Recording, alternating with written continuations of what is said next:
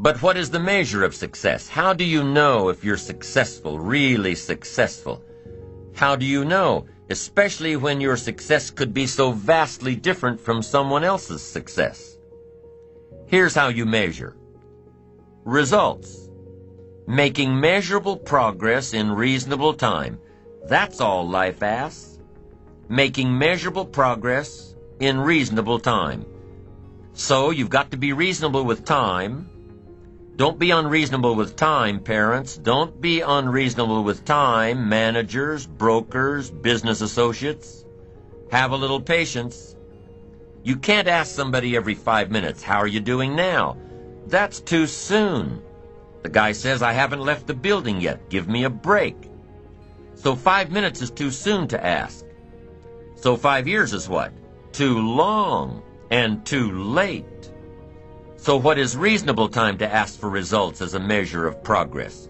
Here's number one. At the end of the day. You can't let more than a day go by without getting some things done, some letters written, having a conversation with your son or daughter. You can't postpone the important more than a day. When you work on the job, there are some things you've got to get done within a day. You've got to make some calls within a day. Your health disciplines, you've got to get those done within a day. You can't carry over. You can't say, "Well, I'll eat 9 apples 10 days from now." No, it's an apple a day. A day. Some things you've got to get done within a day. So at 5 minutes to midnight and you haven't gotten your apple in yet, munch away and get it done. A day. Here's what's next. A week. Some things you've got to get done within a week. Stuff on the job, calls made, activities. A week is a good chunk of time. Can't let more than a week go by without taking a look and a measure to see how you're doing. John joins this little sales company. He's supposed to make 10 calls the first week, just to get acquainted out there in the marketplace. Would it be legitimate to call John in on Friday and say what? "How many calls did you make?" That's legitimate. It's legitimate time to ask for a measurable amount of progress. He's supposed to make 10 calls. Come Friday, how many calls did you make? John says, "Well," you say, "John, well won't fit in my little box here. I just need a number." Now John starts with a story. You say, "John, the reason I made this little box so small is so a story won't fit." I don't need a story. I just need a number. Now here's one of the better phrases to take home. The numbers tell us the whole story. On you personally, the numbers tell us the whole story. Success is a numbers game. There are 3 important questions to ask yourself in this area. Here's number 1. How much money have you saved and invested during your career? Second question. In the last 90 days, how many books have you read? To invest in the miracle of your mind, give you ideas to ponder, fashion your future with meticulous care. How many books have you read in the last 90 days? Third question. In the last 6 months, how many classes have you taken to improve your skills or to develop new skills for your future and your family? How many classes in the last 6 months? I'm telling you, numbers tell us everything. Success is a numbers game. You've got to make progress. You've got to make progress in reasonable time. You've got to take a look at the numbers and see how you're doing. It's the name of the game. How often should you weigh the new baby? Well, you say, I'll weigh the new baby next spring. No, you can't wait until next spring. Don't you have to weigh the new baby often? And the answer is yes, of course. To see what? To see whether it's gaining weight or it's losing weight. What if it's losing weight? The alarm bells have got to go off. You can't let a little baby lose weight very long. It's called disaster. These numbers are important. How often should you check the corporation to see if it's healthy or not? You say, well, in a couple of years, we'll get all the accountants together. No, you'll be out of business. In Las Vegas, the big gambling houses, guess how often they put together a financial statement to see where they are? Several times a day. Why? So much is happening. If you don't learn when to shut down some of those tables, you'll be out of business by midnight. You can't wait till midnight. You can't wait till tomorrow. Tomorrow's too late. You've got to know the numbers. What is your cholesterol count?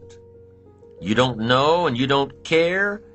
You've just got your fingers crossed for the future? We'd better come and get your family and take them to safety. Come on, be responsible for the set of your own sail. Leave it to no one else but yourself, and learn to refine these numbers for yourself. How many pounds overweight should you be at age 50? John says, well, I've got big bones. Well, we'll give you 10 pounds for big bones, but hey, 25, 30 pounds, and we've got to turn on the caution light at home and at the office. Somebody says, what's that flashing caution light? John's up about 20, 25 pounds. 35, 40 pounds, and the flashing red light comes on at home and at the office. Somebody says, what's that flashing red light? John's up about 40 pounds. 50 pounds, and the siren goes off. Somebody says, what's that siren? John's over 50 pounds. I'm asking you to take charge of your own life. Be responsible for your own life. Be responsible for your own retirement. Be responsible for your own health. Don't just drift along with the crowd. Those who don't care to be responsible about the numbers, meticulous about the numbers. Some of these numbers have got to be coming down, like your cholesterol. Some of these numbers have got to be going up, like the number of books in your library.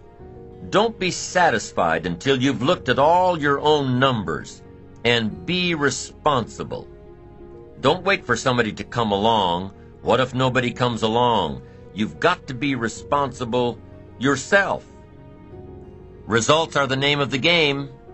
Let's check the numbers. Don't be satisfied with anything less than the best of numbers. Jesus walked along one day and saw a fig tree. Interesting story. And as Jesus looked suspiciously at this fig tree, he said to his disciples, "Does that fig tree have any figs?" Do you think that's an important question? I'm telling you, for a fig tree, it's an all-important question. Does it have any figs? His disciples said, "No, sir. Of all the trees you were to pick, this particular fig tree does not have any figs." The story says Jesus lost his cool. One of the few times he lost his cool. Why? I think to make a point. A fig tree without figs? It is unacceptable. Jesus said, if that fig tree doesn't have any figs, I suggest you promptly take it out. And he added, why let it take up the ground? So you've got to get all your people together every once in a while and say, today we're counting the figs. What for? To see who gets to stay. Why? It's the name of the game. Results. Now, what if your results are not that good right now? What if you're going through some tough times and aren't quite sure what to do next? You know why I do seminars and lectures and write books and audio programs? So I can attend them all myself, read it again myself, listen again myself. I don't do it just to hear myself talk, and I don't do it for the money. I do it because the teacher always receives the greatest lessons he seeks to teach others. What's the best way out of a blue mood? Talk somebody else through theirs. What's the best way out of a mental energy slump? Talk somebody else through theirs. What's the best way to start solving your own problems? Talk to somebody else about theirs. Why? Because when you start talking someone else through their blue mood or their mental slump or their problem, you'll hear yourself say amazing things. You'll hear all the knowledge that you've gathered come out to help this other person. And it will ultimately help you by hearing it again. It just works that way. It's often easier to tap our resources for somebody else than it is to tap them for ourselves.